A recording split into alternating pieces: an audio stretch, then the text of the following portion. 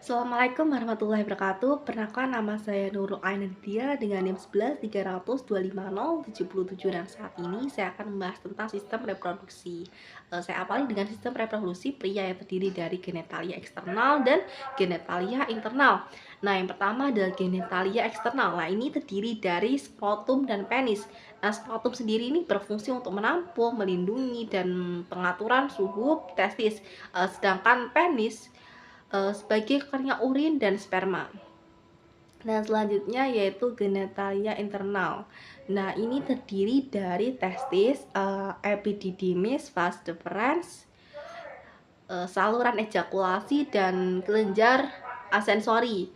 Nah, yang pertama tadi testis. Nah, ini berfungsi menghasilkan sperma dan hormon testosteron. Nah, selanjutnya epididymis. Nah, ini berfungsi pematangan dan penyimpanan sperma sementara. Selanjutnya vas deferens. Ini berfungsi untuk mengangkut sperma. Selanjutnya saluran ejakulasi.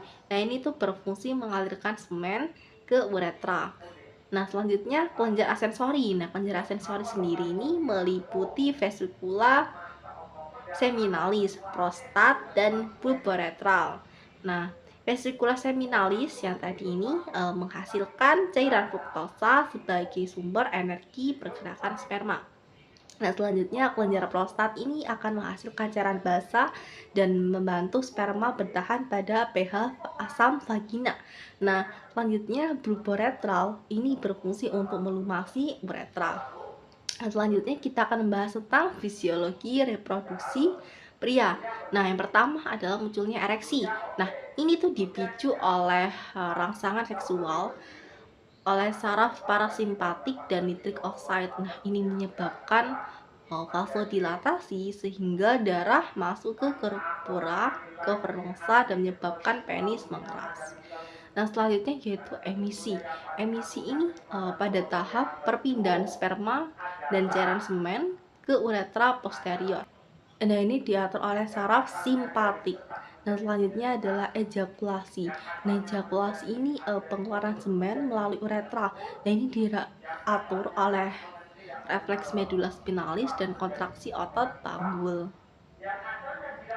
Selanjutnya adalah regulasi hormon spermatogenesis.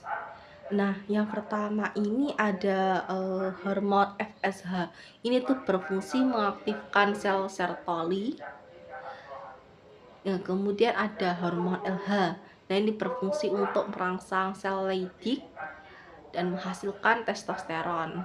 Nah, testosteron ini juga berfungsi menjaga spermatogenesis dan memberi umpan balik ke GnRH-LH.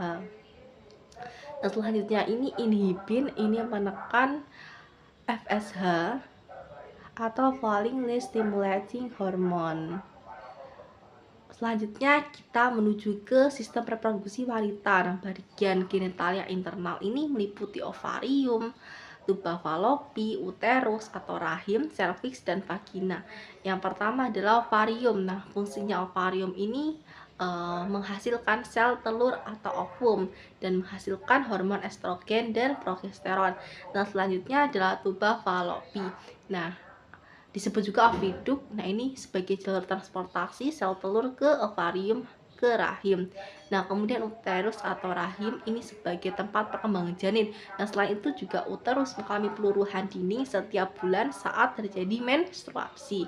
Nah, selanjutnya serviks sebagai jalan keluarnya darah menstruasi dari rahim menuju vagina dan memproduksi lendir yang membantu sperma masuk ke dalam rahim. Nah, selanjutnya adalah vagina sebagai saluran kopulasi dan keluarnya darah menstruasi.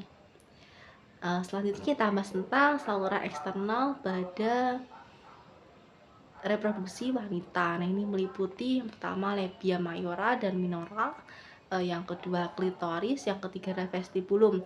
Labia mayora dan minora ini berfungsi untuk melindungi organ dari mikroorganisme dan patogen.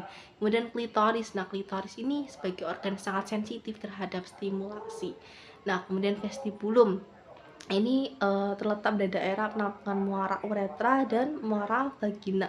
Nah, selanjutnya kita bahas tentang fisiologi reproduksi wanita. Yang pertama, fase folikular.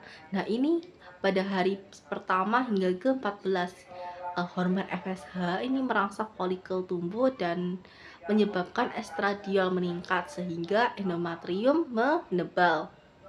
Selanjutnya ini ovulasi. Ovulasi terjadi pada hari ke-14 dan estradiol tinggi memicu lonjakan hormon LH dan sehingga menyebabkan folikel pecah dan sel telur dilepaskan. Selanjutnya ini pada fase luteal pada hari ke-15 hingga ke-28, ini korpus luteum menghasilkan progesteron sehingga endometrium jadi sekretori dan siap implantasi. Nah, jika tidak hamil ini hormon akan turun. Nah, kemudian yang keempat dari menstruasi. Nah, penurunan progesteron dan estrogen ini membuat endometrium luruh dan terjadi pendarahan menstruasi.